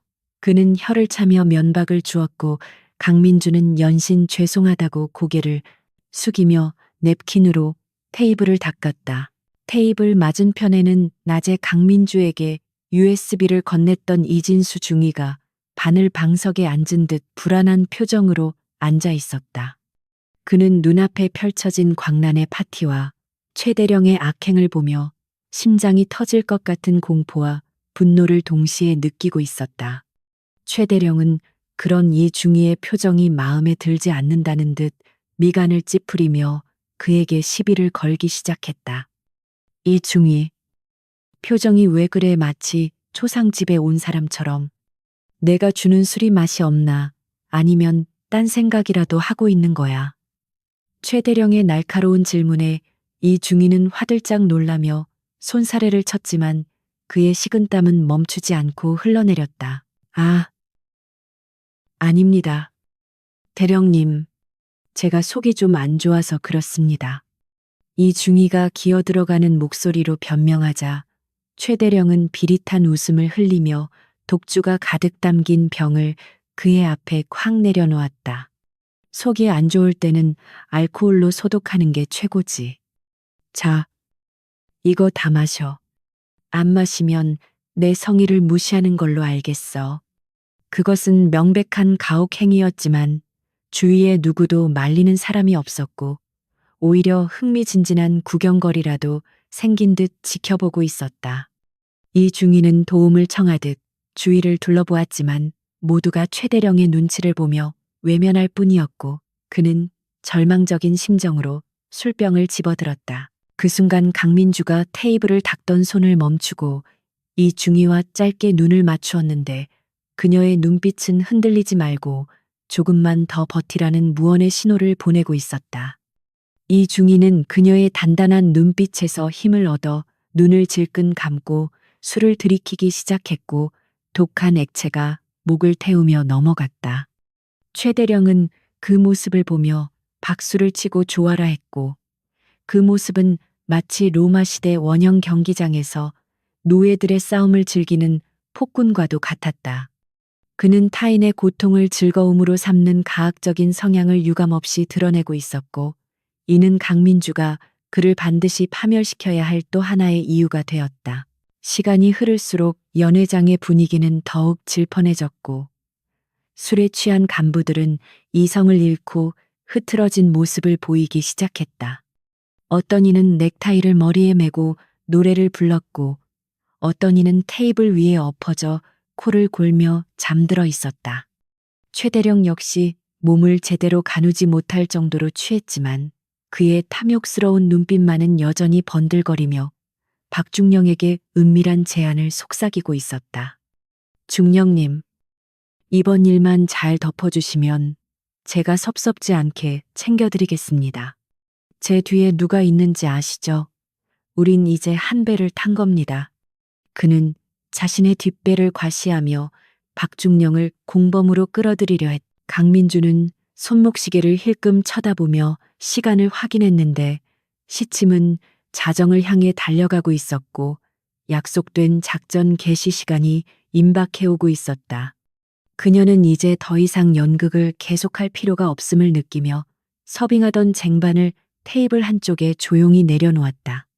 그녀의 심박수는 일정하게 유지되고 있었고 온몸의 감각은 최고조로 예민해져 주위의 모든 소리와 움직임을 포착하고 있었다. 그녀는 귀 속의 인이어를 통해 한지훈 대위의 카운트다운을 듣고 있었고 그것은 최대령의 몰락을 알리는 장엄한 서곡과도 같았다. 폭풍은 이미 문 앞에 당도해 있었지만 방 안에 있는 사람들은 아무도 그것을 감지하지 못하고 있었다. 그때 갑자기 최대령의 상의 안주머니에서 휴대폰이 요란하게 울리기 시작했고 흥겨운 음악 소리에 묻혀있던 그 진동음은 묘하게 날카롭게 들려왔다. 최대령은 귀찮다는 표정으로 전화를 꺼내 들었는데 발신자 이름을 확인하자마자 그의 미간이 찌푸려졌다. 그것은 그가 관리하는 비밀 창고의 경비 책임자로부터 온 전화였고 이 시간에 전화를 할 이유가 없었기에 불길한 예감이 스쳐 지나갔다. 그는 주위 사람들에게 조용히 하라는 손짓을 보내고 짜증 섞인 목소리로 전화를 받았다. 뭐야, 이 시간에 무슨 일이야? 내가 중요한 손님들하고 있다고 했잖아. 그러나 수화기 너머에서 들려오는 목소리는 최대령의 예상을 완전히 빗나간 것이었는데 그것은 다급한 비명소리와 무엇인가 부서지는 굉음이 뒤섞인 아수라장이었다. 대령님 큰일 났습니다. 갑자기 정체불명의 부대가 들이닥쳤습니다. 창고 문을 부수고 들어오고 있습니다. 의학 경비 책임자의 절규와 함께 총소리 같은 둔탁한 파열음이 들렸고 곧이어 전화는 끊어졌다. 최대령은 멍한 표정으로 전화기를 귀에서 떼지 못한 채 굳어버렸고 그의 얼굴에서 핏기가 순식간에 빠져나가며 창백해졌다. 방금 들은 소리가 현실인지 술에 취해 헛것을 들은 것인지 분간이 되지 않을 정도로 충격적이었다. 연회장의 소음이 잦아들며 사람들의 시선이 최대령에게 쏠렸는데 그의 급변한 표정을 보고 무언가 잘못되었음을 직감했기 때문이다. 박중령이 걱정스러운 말투로 물었다. 대령님, 무슨 일입니까? 안색이 안 좋아 보이십니다. 최대령은 대답 대신 떨리는 손으로 다시 전화를 걸어보려 했지만 신호는 연결되지 않았고 오직 차가운 기계음만이 돌아올 뿐이었다. 그의 머릿속에서는 최악의 시나리오가 파노라마처럼 펼쳐지기 시작했고 술기운은 온데간데 없이 사라지고 극심한 공포가 그 자리를 채웠다. 자신의 완벽했던 왕국에 균열이 생기는 소리가 들리는 듯했다. 이게 무슨... 최대령은 헛소리처럼 중얼거리며 비틀거렸고 의자를 박차고 일어나려다 중심을 잃고 테이블을 짚었다. 와인잔이 바닥으로 떨어져 산산조각이 났고 붉은 와인이 핏물처럼 흰 식탁보를 적시며 퍼져나갔다. 그 불길한 광경의 장내에는 침묵이 흘렀고 모두가 숨을 죽인 채 최대령의 입만 바라보았다. 그는 본능적으로 위험을 감지하고 탈출구를 찾기 위해 두리번거렸는데 그때 그의 시선이 구석에 서 있는 강민주와 마주쳤다. 아까까지 멍청해 보이던 그녀는 이제 더 이상 고개를 숙이고 있지 않았고 차갑고 조소 섞인 미소를 띤 채 그를 똑바로 응시하고 있었다. 강민주는 천천히 앞으로 걸어 나오며 쓰고 있던 촌스러운 안경을 벗어 테이블 위에 올려놓았고 묶고 있던 머리끈을 풀어 긴 머리를 늘어뜨렸다. 그녀의 변화는 극적이었고 그녀에게서 뿜어져 나오는 기운은 좌중을 압도할 만큼 강렬했다. 전화 연결이 안 되시나 봅니다. 최 대령님, 아마 그쪽은 지금 전화를 받을 상황이 아닐 겁니다. 그녀의 목소리는 낮고 또렷하게 연회장에 울려 퍼졌고 최 대령은 믿을 수 없다는 듯 눈을 크게 뜨고 그녀를 노려보았다. 네.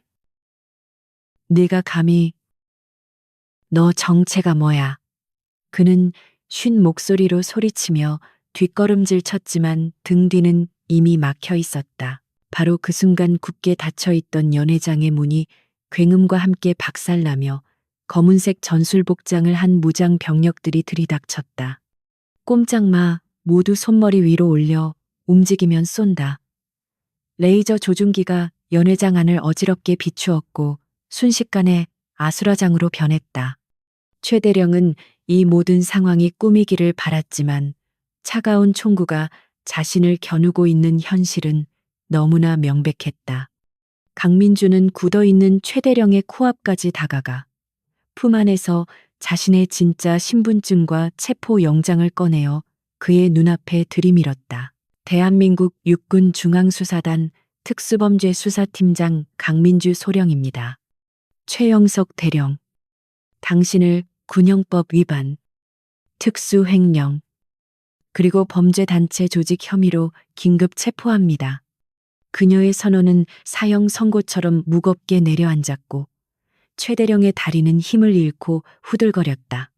그는 자신이 깔보고 짓밟았던 존재가 사실은 자신의 목을 겨누고 있던 저승사자였음을 깨닫고 절망적인 비명을 질렀다. 화려했던 파티장은 순식간에 심판의 법정으로 변해버렸고 포식자라고 믿었던 그는 덫에 걸린 초라한 짐승꼴이 되어버렸다. 연회장은 순식간에 아비규환의 현장으로 돌변했는데 검은 복면을 쓴 특수임무대원들이 유리창을 깨고 진입하며 섬광탄을 터뜨렸기 때문이었다.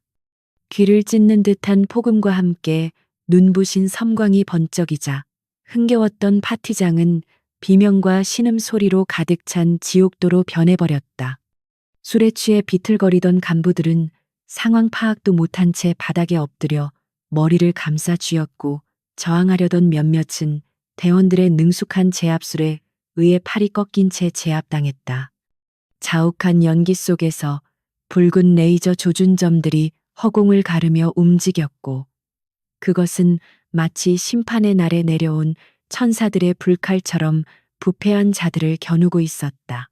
최영석 대령은 이명으로 윙윙거리는 귀를 막으며 비틀거렸는데 그의 눈동자는 공포와 불신으로 인해 극도로 확장되어 있었다. 그는 눈앞에서 벌어지는 이 믿기 힘든 광경이 자신의 부대에서 일어나고 있다는 사실을 받아들일 수 없었고 이것이 누군가의 악질적인 장난이기를 간절히 바랐다.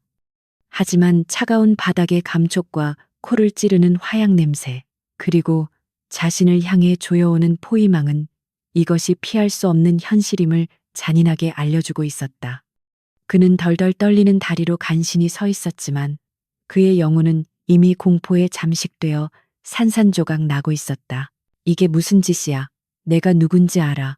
당장 총 치우지 못해. 이건 반란이다. 최 대령은 악을 쓰며 고함을 질렀지만 그의 목소리는 갈라져서 볼품없이 들렸고 아무도 그의 명령에 귀를 기울이지 않았다.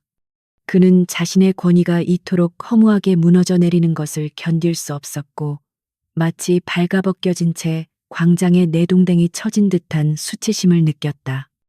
그는 평소 자신의 말 한마디면 벌벌 떨던 부하들이 지금은 바닥에 코를 박고 짐승처럼 떨고 있는 모습을 보며 끓어오르는 분노와 배신감을 주체할 수 없었다. 강민주는 혼란스러운 현장 한가운데서 유일하게 침착함을 유지하며 천천히 최대령에게 다가갔는데 그녀의 발걸음에는 한치의 망설임도 없었다. 그녀는 손에 든 신분증을 다시 한번 높이 들어 보이며 주위의 시선을 집중시켰고 그녀의 눈빛은 서리발처럼 차가웠다. 반란이 아닙니다. 최영석, 대령. 이것은 대한민국 국군의 명예를 더럽힌 당신을 단죄하기 위한 정당한 법 집행입니다. 그녀의 목소리는 확성기를 통해 증폭되어 연회장 구석구석까지 또렷하게 전달되었고 그 소리는 마치 사형 선고를 내리는 재판관의 망치 소리처럼 엄숙했다. 최대령은 강민주를 노려보며 이를 갈았는데 그의 눈에는 핏발이 서서 금방이라도 피눈물을 흘릴 것만 같았다. 네가 감히 나를 넌 그저 휴게실에서 과자나 주워 먹던 쥐새끼 같은 년이잖아. 이게 다 네가 꾸민 짓이지. 그는 현실을 부정하며 강민주에게 모든 증오를 쏟아부었고 그녀를 깎아내림으로써 자신의 무너진 자존심을 세우려 발버둥 쳤다. 그는 그녀가 특수수사관이라는 사실을 인정하는 순간 자신이 저지른 모든 죄가 성립된다는 것을 본능적으로 알고 있었기에 끝까지 그녀의 정체를 부정하려 했다. 쥐새끼라. 아직도 상황 파악이 안 되시는군요. 강민주는 싸늘하게 비웃으며 무전기에 대고 짧게 명령을 내렸다. 본관 확보 완료. 이제 집무실로 이동한다. 최대령을 연행해. 그녀의 명령이 떨어지자 대원 2명이 최대령의 양팔을 잡고 거칠게 일으켜 세웠다. 최대령은 거세게 저항하며 몸부림쳤고 그의 입에서는 차마 입에 담지 못할 욕설들이 튀어나왔다. 이거나 난 내 발로 가겠어. 내 사무실에 가서 증거를 보여주마. 난 결백해. 그는 마지막 발악으로 시간을 벌어보려는 속셈이었다. 강민주는 그의 뻔한 속내를 간파하고 있었지만 그가 절망의 끝을 보게 하기 위해 잠시 풀어주라는 신호를 보냈다. 좋습니다. 기회를 드리죠. 당신의 그 잘난 증거라는 걸 가져와 보시죠. 하지만 허튼 수작 부리면 그땐 정말 끝입니다. 그녀는 마치 쥐를 가지고 노는 고양이처럼 여유로웠고 최대령은 팔이 풀려나자마자 뒤도 돌아보지 않고 연회장을 빠져나갔다. 그는 복도를 질주하며 자신의 집무실을 향해 달렸는데 그의 숨소리는 헐떡거리는 짐승의 그것과 같았다. 최대령이 복도를 달리는 동안 그의 머릿속은 오직 하나의 생각으로 가득 차 있었는데 그것은 금고 안에 있는 비자금 장부와 위조된 여권을 챙겨 도망치는 것이었다. 그는 비상계단을 통해 지하 주차장으로 빠져나갈 계획을 세우며 땀으로 젖은 손으로 넥타이를 풀어 헤쳤다. 복도에는 비상등만이 붉게 깜빡이며 그의 그림자를 길게 늘어뜨렸고 마치 지옥으로 가는 길을 안내하는 듯했다. 그는 숨이 턱까지 차올랐지만 멈출 수 없었고 공포가 그를 끊임없이 채찍질하며 앞으로 내몰았다. 드디어 집무실 앞에 도착한 최대령은 떨리는 손으로 도어락 비밀번호를 눌렀지만 문은 열리지 않았고 붉은색 경고등만 요란하게 깜빡였다. 젠장, 젠장. 왜 안 열리는 거야? 그는 미친 듯이 버튼을 눌러댔지만 굳게 닫힌 문은 요지부동이었고 그는 욕설을 퍼부으며 문을 발로 걷어찼다.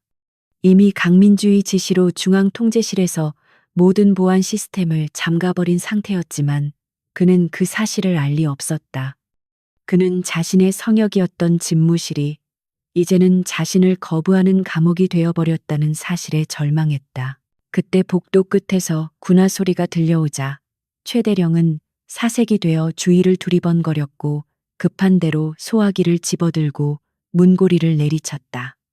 쾅, 쾅, 쾅 둔탁한 금소금이 복도에 울려 퍼졌지만 특수 강화 유리로 된 문은 흠집 하나 나지 않았고 그는 힘이 빠져 그 자리에 주저앉고 말았다. 그는 자신의 모든 것이 끝났음을 직감했지만 인정하고 싶지 않은 오기가 그를 다시 일으켜 세웠다.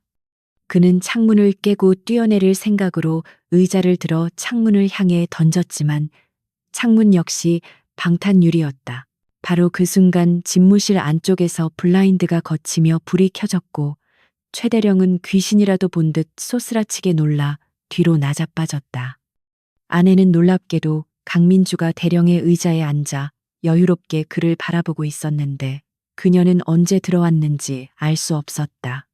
그녀는 이제 웨이트리스 복장이 아닌 정복을 갖춰 입고 있었고 어깨에는 소령 계급장이 번쩍이고 있었다. 그녀는 책상 위에 놓인 최 대령의 비밀 장부를 손에 들고 팔랑거리며 그에게 보여주었다. 이걸 찾으시나요? 대령님, 안타깝게도 이건 이제 국가의 소유가 되었습니다. 최 대령은 유령을 본 사람처럼 넋이 나가 입을 다물지 못했는데 밀폐된 방 안에 그녀가 있다는 사실 자체가 공포였다. 너 어떻게 거길. 그는 말을 제대로 잇지 못하고 손가락질만 해댔고 강민주는 천천히 자리에서 일어나 문을 열고 나왔다. 그녀가 걸어 나올 때마다 그녀에게서 뿜어져 나오는 압도적인 위압감에 최 대령은 저도 모르게 뒷걸음질 쳤다. 그녀는 더 이상 그가 알던 과자 먹던 여자가 아니었고 죄인을 심판하러 온 정의의 여신 그 자체였다. 이진수 중위가 당신의 비밀 통로를 아주 친절하게 알려주더군요. 당신이 쥐새끼처럼 도망칠 구멍까지 다 막아뒀습니다. 강민주는 차가운 미소를 지으며 그에게 수갑을 던졌다.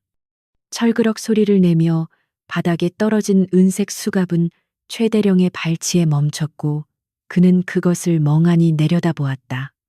이제 연극은 끝났습니다. 당신이 그토록 무시하고 짓밟았던 사람들이 당신을 심판할 차례입니다. 그녀의 목소리에는 그 어떤 감정도 섞여 있지 않았지만 그 냉정함이 오히려 그를 더 비참하게 만들었다.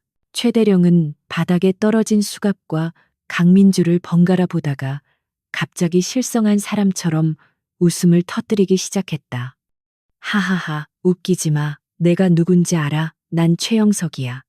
내가 전화 한 통만 하면 너 같은 건 당장 옷 벗게 만들 수 있어.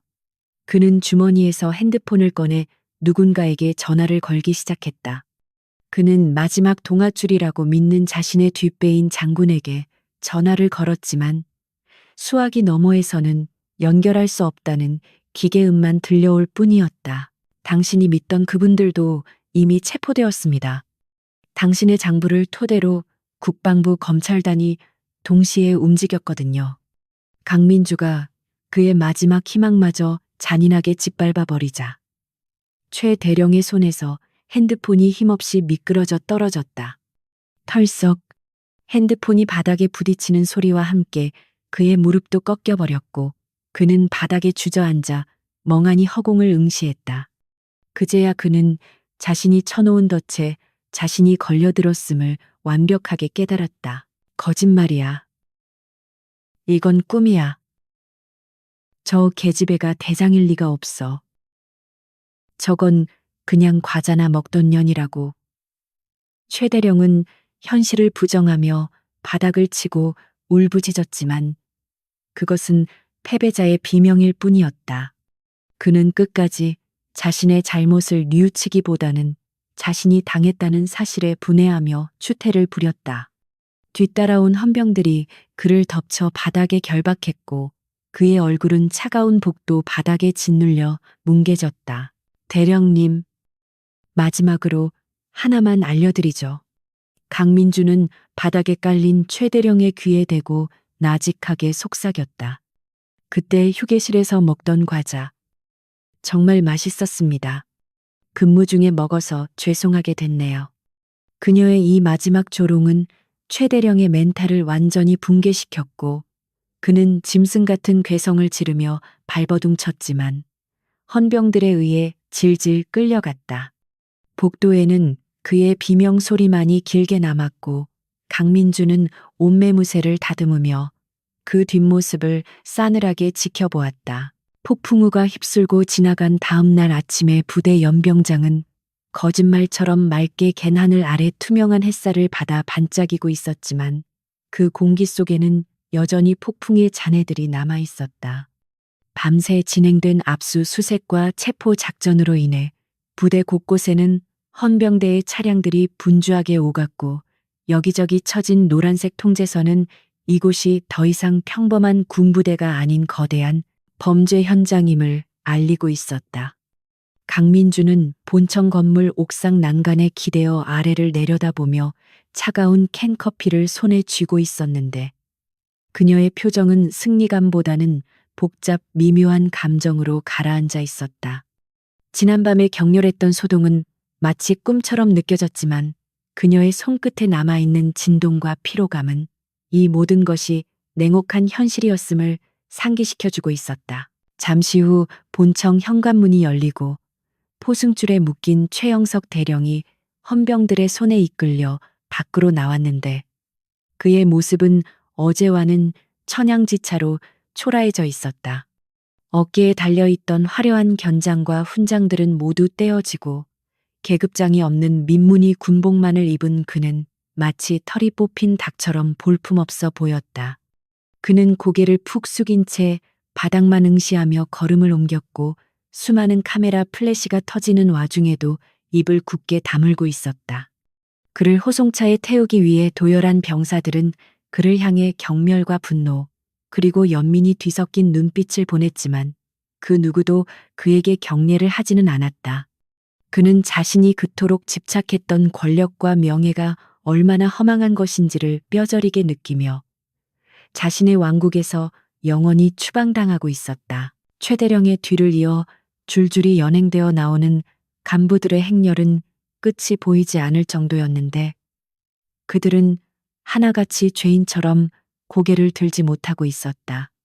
그들 중에는 어젯밤 파티에서 흥청망청 술을 마시며 비리를 자랑하던 자들도 있었고 최대령의 눈치를 보며 침묵으로 동조했던 방관자들도 섞여 있었다. 강민주는 그들의 모습을 지켜보며 깊은 한숨을 내쉬었는데 썩은 환부를 도려내는 일은 언제나 고통스럽고 씁쓸한 뒷맛을 남기기 때문이었다. 하지만 그녀는 이 과정이 없이는 새살이 돋아날 수 없음을 잘 알고 있었기에 흔들리는 마음을 다잡으며 그들의 마지막을 끝까지 지켜보았다. 정의는 달콤한 사탕이 아니라 쓰디쓴 약과 같아서 삼키기 힘들지만 반드시 필요한 것이었다. 그때 옥상으로 올라오는 계단문이 열리고 이진수 중위가 조심스러운 발걸음으로 그녀에게 다가왔는데 그의 얼굴은 어제보다 한결 편안해 보였다. 그는 강민주를 보자마자 정중하게 거수경례를 올렸고 강민주 역시 커피를 내려놓고 절도 있는 동작으로 답례를 했다. 팀장님, 덕분에 지옥에서 벗어날 수 있었습니다. 정말 감사합니다. 제 인생을 구해주셨습니다. 이 중위의 목소리는 진심으로 떨리고 있었고 눈시울이 붉어져 있었다. 그는 자신이 저지른 과오에 대해 죗값을 치러야 하겠지만 적어도 양심을 팔아먹은 비겁자로 남지는 않게 된 것에 대해 깊은 안도감을 느끼고 있었다. 강민주는 옅은 미소를 지으며 그의 어깨를 두드려 주었다. 고마워할 거 없습니다. 중위님이 용기를 내지 않았다면 우리도 그들을 잡지 못했을 겁니다. 앞으로 조사 과정이 힘들겠지만 잘 견뎌내시길 바랍니다. 그녀의 말은 빈말이 아니었다. 이 중위에 내부 고발이 없었다면 최대령은 유능한 변호사를 고용해 법망을 빠져나갔을지도 모르는 일이었다. 강민주는 그에게 정상 참작을 위한 탄원서를 써주기로 약속했고 그가 다시 사회로 돌아갈 때까지 보호해 줄 것을 다짐했다. 이중희는 눈물을 글썽이며 고개를 끄덕였고 다시 한번 깊이 허리를 숙여 인사한 뒤 돌아섰다. 오후가 되자 국방부에서 파견된 임시 부대장이 도착하여 지휘권을 인수했고 부대는 빠르게 안정을 되찾아가기 시작했다. 병사들은 불안했던 마음을 추스르고 다시 본연의 임무로 돌아갔으며 연병장에는 활기찬 구령 소리가 울려 퍼지기 시작했다. 강민주는 인수인계 절차를 마치고 짐을 챙기기 위해 자신이 며칠 동안 머물렀던 임시 숙소로 향했다. 그녀가 복도를 지날 때마다 병사들은 멈춰서서 그녀를 향해 존경심이 담긴 눈빛을 보내며 길을 비켜주었다. 불과 며칠 전까지만 해도 그녀를 투명 인간 취급하거나 무시했던 그들이었지만 이제 그녀는 그들에게 있어 영웅이자 구원자였다. 하지만 강민주는 그런 시선이 부담스러운 듯 모자를 눌러쓰고 빠른 걸음으로 지나쳤다. 짐을 챙겨 나온 강민주는 차에 타기 전 잠시 망설이다가 발길을 돌려 문제의 휴게실로 향했다. 모든 사건의 시작점이자 최대령과의 첫 만남이 있었던 그곳을 마지막으로 확인하고 싶었기 때문이다. 휴게실 문을 열고 들어서자 텅 빈 공간에는 여전히 낡은 자판기의 윙윙거리는 소리만이 감돌고 있었고 창문으로 들어온 햇살 속에 먼지가 부유하고 있었다. 최대령이 난동을 부리며 걷어찼던 의자는 제자리에 바로 세워져 있었지만 바닥에는 여전히 긁힌 자국이 남아있어 그날의 소란을 증언하고 있었다. 강민주는 천천히 걸어가 자신이 앉았던 구석진 소파에 다시 몸을 묻었다. 그녀는 주머니를 뒤적거려 꼬깃꼬깃해진 반쯤 먹다 남은 초코 과자 봉지를 꺼냈는데 그것은 최대령이 그녀를 모욕할 때 먹고 있던 바로 그 과자였다. 그녀는 피식 웃음을 터뜨리며 과자 하나를 꺼내 입에 넣고 오독오독 씹었다. 달콤하고 바삭한 맛이 입안에 퍼지자 긴장이 풀리며 노곤함이 밀려왔다. 대령님, 이 맛있는 걸 왜 그렇게 싫어하셨나 몰라. 먹을 때는 걔도 안 건드린다는데 말이야. 그녀는 허공을 향해 장난스럽게 중얼거렸지만 대답해 줄 사람은 이제 아무도 없었다. 그곳에는 오직 정적과 평온함만이 남아 있었고 그것이야말로 그녀가 되찾아준 이 부대의 진짜 모습이었다. 강민주는 소파에 깊숙이 기대어 눈을 감고 지난 수사 과정을 되짚어 보았다. 수많은 위기와 협박 그리고 유혹이 있었지만 그녀는 단 한 번도 타협하지 않았고 끝까지 자신의 신념을 지켜냈다. 그녀에게 있어 정의란 거창한 이념이 아니라 자신의 자리에서 묵묵히 할 일을 하는 것, 그리고 약한 자들의 편에 서서 그들의 목소리를 들어주는 것이었다. 그녀는 자신이 한 일이 세상을 완전히 바꿀 수는 없겠지만 적어도 이곳에 있는 병사들이 조금 더 나은 환경에서 복무할 수 있게 된 것만으로도 충분한 보상이 되었다고 생각했다. 그때 그녀의 재킷 안주머니에서 벨소리가 울렸고 강민주는 눈을 뜨며 현실로 돌아왔다. 발신자 표시를 확인한 그녀의 눈빛이 다시금 날카롭게 빛났다. 그것은 본청 국장의 전화였고 이는 또 다른 임무가 그녀를 기다리고 있음을 의미했다. 네, 강민주 소령입니다. 알겠습니다. 지금 바로 복귀하겠습니다. 짧은 통화를 마친 그녀는 자리에서 일어나 옷매무새를 다듬었다. 그녀의 휴식은 언제나 짧았고 세상에는 아직 청소해야 할 쓰레기들이 너무나 많이 남아 있었다. 강민주는 남은 과자 봉지를 탁자 위에 올려놓는 대신 깔끔하게 접어 쓰레기통에 버렸다. 그것은 지난 사건을 깨끗하게 마무리하고 새로운 시작을 준비하는 그녀만의 의식이었다. 그녀는 휴게실을 나서며 문고리를 잡고 잠시 뒤를 돌아보았다. 낡고 초라한 방이었지만 이제 그곳에서는 더 이상 누군가에게 억울하게 욕을 먹거나 쫓겨나는 일은 없을 것이었다. 그녀는 만족스러운 미소를 지으며 문을 닫았고 철컥하고 잠기는 소리가 경쾌하게 울려 퍼졌다. 건물 밖으로 나오자 한지훈 대위가 차를 대기시킨 채 그녀를 기다리고 있었다. 그는 강민주가 나오는 것을 보고 재빨리 조수석 문을 열어주었다. 고생하셨습니다. 팀장님, 서울로 바로 가시겠습니까? 아니면 식사라도 하고 가시겠습니까? 한대위의 질문에 강민주는 하늘을 한 번 쳐다보고는 어깨를 으쓱해 보였다. 일단 서울로 가자. 국장님이 급하게 찾으시는 걸 보니 밥 먹을 시간도 없을 것 같다. 가는 길에 휴게소에서 우동이나 한 그릇 하지.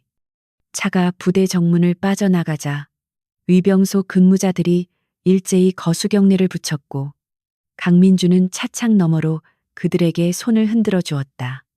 백미러 속에서 멀어지는 부대의 풍경은 평온해 보였고 펄럭이는 태극기는 그 어느 때보다 선명하게 보였다. 강민주는 시트를 뒤로 젖히며 눈을 감았다. 그녀는 알고 있었다. 권력에 취해 타인을 짓밟는 자들은 언제 어디서나 다시 나타날 것이고 그때마다 자신은 또다시 촌스러운 옷을 입고 과자를 씹으며 그들 앞에 나타날 것임을. 너희들이 어디에 숨든 내가 반드시 찾아낸다. 그녀의 나직한 독백은 엔진 소리에 묻혀 흩어졌지만 그녀의 가슴 속에서는 뜨거운 불꽃이 타오르고 있었다. 차는 끝없이 펼쳐진 도로를 향해 속도를 높였고 지평선 너머로는 붉은 노을이 지고 있었다. 그것은 하나의 이야기가 끝남과 동시에 또 다른 이야기가 시작되고 있음을 알리는 신호였다. 강민주는 다가올 새로운 싸움을 위해 잠시 눈을 붙였고 그녀의 얼굴에는 깊은 안식과 함께 강인한 전사의 결의가 서려 있었다. 세상이 아무리 어둡고 부패해도 누군가는 반드시 빛을 들고 어둠 속에 서 있어야 했고 강민주는 기꺼이 그 빛이 되기로 결심했다. 그녀의 전쟁은 아직 끝나지 않았다.